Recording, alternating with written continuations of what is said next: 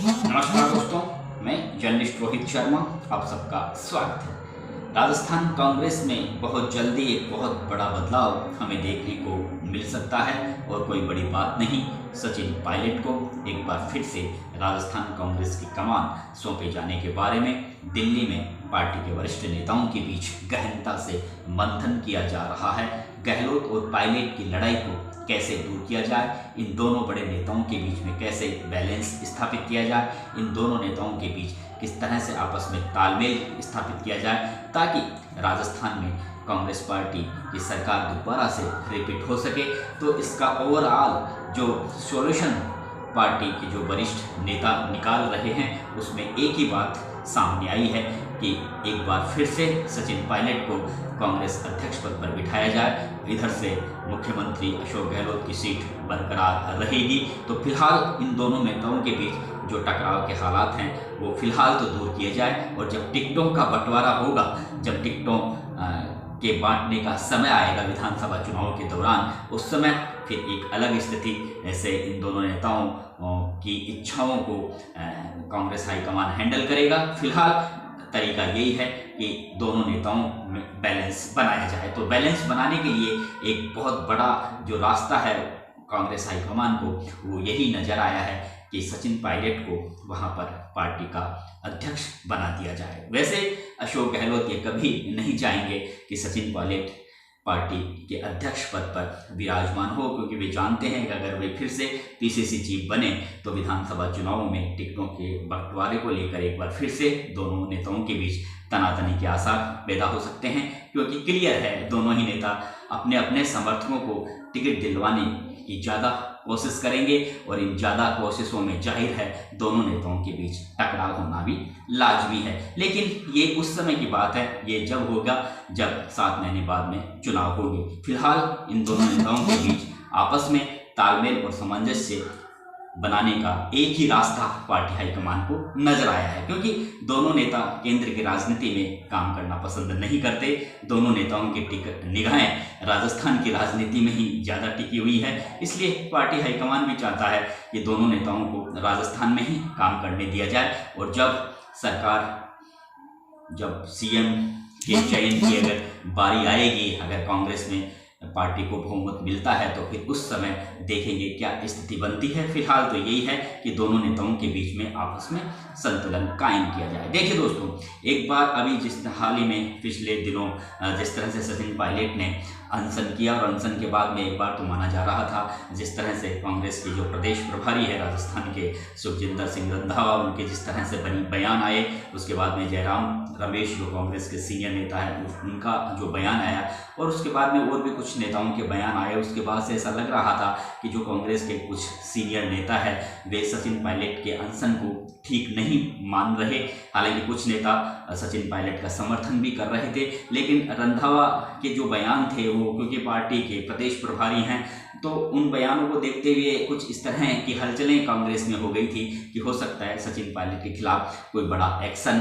Party high command उठा ले। लेकिन आप अच्छी तरह से जानते हैं कि राहुल गांधी और प्रियंका गांधी ये कभी नहीं चाहेंगे कि सचिन पायलट कांग्रेस से नाराज होकर किसी दूसरी पार्टी में चले जाएं, क्योंकि राहुल गांधी ये जानते हैं कि उनके जो एक मित्र मंडली हुआ करती थी कांग्रेस पार्टी में, जो एक लोकप्रिय युवा नेताओं की एक मित्र मंडली हुआ करती थी जिसमें जतिन प्रसाद भी थे, आरपी सिंह भी थे,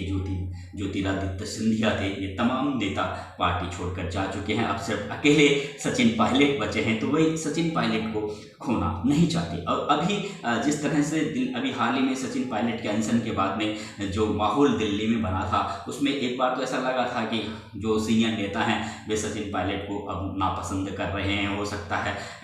उन्हें कुछ नोटिस वगैरह थमा दे या कुछ इस तरह की अनुशासनहीनता की कोई कार्रवाई भी हो जाए। हालांकि ये संभावनाएं बिल्कुल कम थी, लेकिन उनके जो रास्ते थे वो कठिन करने के प्रयास किए जा रहे थे। सचिन पायलट के रास्तों में कुछ कांटे बिछाने के प्रयास दिल्ली में किए जा रहे थे, लेकिन जब राहुल गांधी ने इस मामले में अपनी एंट्री की तो उस समय फिर मामला अपने आप शांत हो गया है। और अब ऐसा दिख रहा है कि सचिन पायलट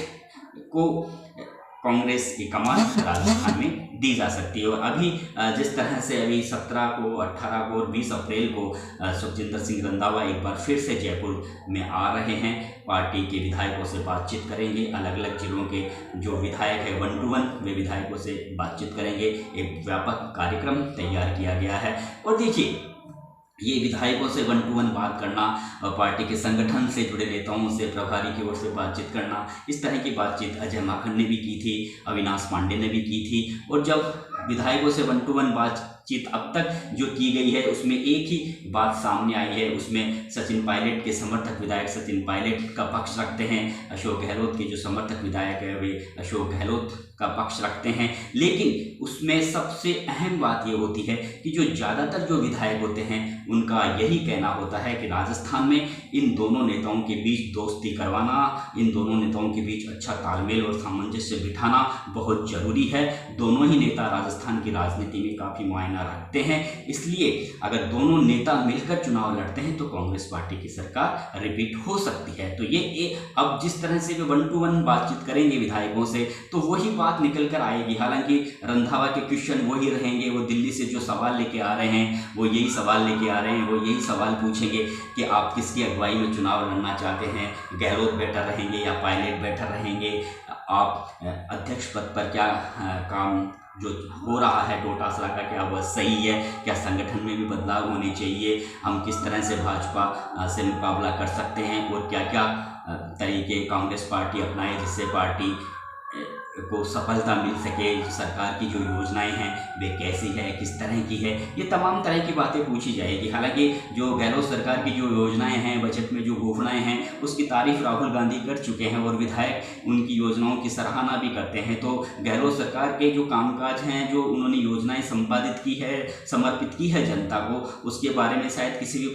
विधायक को कोई किसी भी तरह का कोई ऐतराज़ नहीं होगा। लेकिन ऐतराज़ वहाँ होगा कि जब इन दोनों नेताओं में जिस तरह के टकराव के हालात बने हुए हैं उससे जरूर पार्टी के अधिकांश विधायक यही कहेंगे कि इन दोनों नेताओं के बीच बैलेंस बनाना, सामंजस्य बनाना बहुत जरूरी है। आप देखिएगा 1 to 1 जब बातचीत होगी तो यही बातचीत ज़्यादातर विधायक कहेंगे। तो ये बात जब फिर से रंधावा इस तरह की रिपोर्ट ले जाकर दिल्ली देंगे तो निश्चित रूप से फिर पार्टी हाईकमान के समक्ष एक ही रास्ता बनता है कि वे सचिन पायलट को अध्यक्ष पद पर बिठाएं, गहलोत सीएम की कुर्सी पर बरकरार हैं। और जब टिकटों का बंटवारा होगा उस समय देखा जाएगा, उस समय पार्टी हाईकमान मजबूती से, क्योंकि फाइनल जो डिसीजन करता है टिकटों का वो पार्टी हाईकमान ही करता है। तो जैसे 2013 के चुनाव में जिस तरह,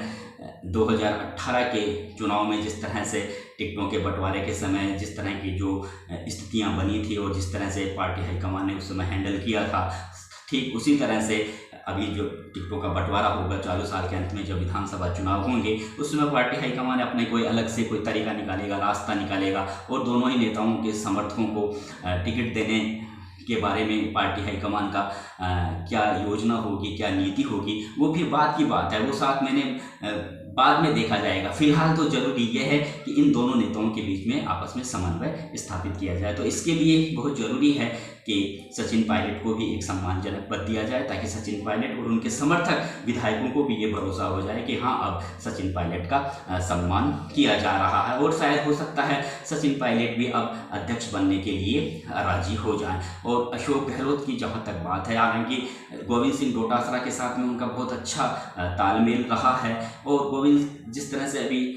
जाट बिरादरी के जो अध्यक्ष थे भारतीय जनता पार्टी में सतीश पूनिया, उनको हटाकर सीपी जोशी को वहां पर लाया गया है। तो इस तरह का प्रयोग कांग्रेस हाईकमान भी कर सकता है। कांग्रेस हाईकमान ये जानता है कि जाट बिरादरी की जो वोट हैं वो जब अगर डोटासरा को हटा देंगे तब भी कोई फर्क नहीं पड़ेगा, जो वोट कांग्रेस पार्टी को मिलते हैं वो वोट उन्हें मिलेंगे। इसलिए हो सकता है कि अगर सचिन पायलट को वहां पर एडजस्ट कर दिया जाता है तो पार्टी के जो कार्यकर्ताओं में, ये युवा ब्रिगेड में एक बार फिर से उत्साह का संचार होगा और एक तरीके से जो टकराव के हालात बने हुए हैं, जिस तरह की गुटबाजी की स्थिति बनी हुई है वो थोड़ा शांत हो जाएगी। और फिलहाल दोनों ही नेता यानी गहलोत और पायलट दोनों नेताओं की यही सोच होगी कि कांग्रेस पार्टी की सरकार फिर से दोबारा रिपीट हो और वे अपने अपने कामों में लग जाएंगे। वो सरकार का काम देखेंगे, ये पार्टी के संगठन का काम देखेंगे। तो ये एक इस तरह का रास्ता पार्टी हाईकमान की ओर से निकाला जा रहा है, गहनता से मंथन किया जा रहा है। और ये एक बिल्कुल जो इनपुट मिले हैं दिल्ली से वो यही है कि आने वाले दिनों में सचिन पायलट को राजस्थान कांग्रेस की बागडोर सौंपकर फिलहाल गहलोत और पायलट की लड़ाई को दूर करके पार्टी हाईकमान खुद को थोड़ा सहज महसूस करने का प्रयास करेगा। नमस्कार दोस्तों।